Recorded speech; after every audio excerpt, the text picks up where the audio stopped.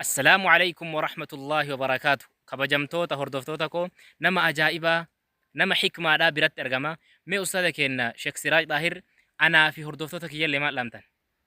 إيه هردفتوتك يا إدي الدجاج وتكس جرنا السلام عليكم ورحمة الله وبركاته جان وعليكم السلام ورحمة الله. إرجان جبدون جرت إرجا شباباتي شبابني لا في دويدا بيا كانت شباب يشوف شبابا بي إجارم كان شبابا بي كوفا كان شبابا بي قدت كان شبابا بي مولت كان. إرجان شباب جرنا تكوتو إسلاما متى شباب تكوتو لسه الدنيا كانت توي مكان نساء أبو بكر المسكي جرام ilmi kuni nama akkaan seenaa ajaa'ibaa qabudha.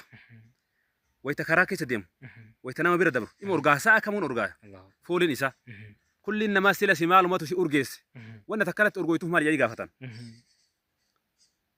Gaaf tokko namni kun gaafii kan itti dummeessee jennaan urgaan akkanatti urgaa'u kana fooliin kee akkatti urgaa'u kun gaaf tokko osoo imala deemaa jiru intalli durba takka ta akkaan bareeddu kootu meeshaa wahii naa qarqaarii mana naa kaayinaan jettee na gaafatte jedhe. Intala tana meeshaa qabadhee fi mana kaayef jedhe. Wayitaan mana kaayee fi meeshaa kana jedhu balbalanatti gadi cuftee waa lama filadhu naan jette jedhe. Waa lama sun maali laata? Shuf. Waa lama natti filattu takka haraama narratti dalagu. Takka asitti iyyee ummanni asitti si cafaqu. Carraa natti qabdu carraa lamaan kana qofa jetteen. Bitaa laalee mirga laalee abboo rabbi sodaatu nan dhiisi jedheen. Carraa lamaan kana malee homaan qabdu jetteen.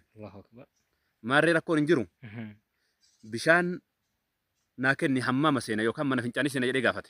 Rakkoon hin jiru manni fincaanii jira hammaamnas jira seeniti gad deebitatteen. Bishaan kennitee fi mana hammaamaa achi jira seene. Wayita hammaama seene sagaraa gattaa'ee shabaabdichi kun.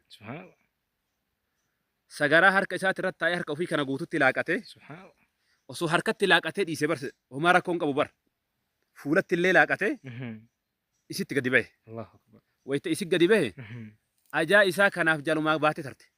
Inillee achirraa imalee magaalaa keessa fiigaa tare osoo akkasitti ajaa fuulli isaati irraa harka isaati irraa osoo gaa'itti akkasitti dhawu. Osoo sagaraan akkatti irraa dhawu. Allahu akbar. Hin argamaa shabaabni akkana. Har'a kaarraa jidaara irraan itti fiiga dhaloota kaatu lafa guute. Giddiin qabee ofii seensisan. Seesaa maali jidaara mana viillaa seenuu deema diigee dhaloota akka lafa guute bar. Subhaanallah. Subhaanallah. Shabaabdichi kun micaan kun akkasi galee shaaworii seenee dhiqatee akka gaafsaniiti dayfaan anarraa bahuu rabbi urgeessa jedhe. Wayaa subhaanallah. Shihaaruun kun maal isinitti fakkaata? Allahu akbar. Allahu akbar. Wallahi wanni waa dalagaa iimaana. Rabbi iimaana nu haa kennu. Amiin amiin. Wallahi kuni karaamadha. Karaamadha. Mucjizaa rabbiin nabiyyoota kennaa fi kan mootu awliyaa rabbii kuni karaamaa jedhama. Rabbiin karaamaa isa badhaase jechuudha. Qooda karaamaa, qooda badhaasa guddicha.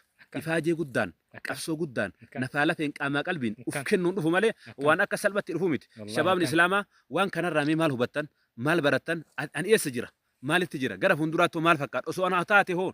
Maali jedhi xiinxala yaaki min ayna eessaa dhufte ati nama jechuun nama waasatii beekee jaan shaaruun nama eessaa dhufe eessa jira eessaaf deemaa jira beeke dhaloota nyaatee dhugu ka bobba'u ka galu bicha dachii guute subhaanallah wallahi viidiyoo kan akka laaltee sheer koompiliingi godhiiti shabaaba faayidaan qabne warra lafa guute kan hanga hayaa aki om argite laayik sheer koompiliingi godhin tanatu khayrii sii qaba kanatu khayrii qaba dhaamsi kun dhaamsa addunyaa guutuu ta'uu qaba sheeka assalaamu alaykum warahmatullahi wabarakaatu وعليكم السلام ورحمة الله وبركاته أستاذك إنك فجمع في جالتما عمرين كيسان أمانة سن جرا نرلي ورا قرتين غرس سن نوغوس دنكنا سينا بريدو سن نهم دنكنا إرادة جه وليف دبرس إرادة فيدا مربي نها تايسو لمرة هي تمرة تمال جتني ما هردوتك يا كنان هردوتك يا أنت صدر ربي أمانة سن تاتات يا الله أكبر اللهم صل اللهم صل على محمد وعلى آله وصحبه وسلم أجمعين ما شاء الله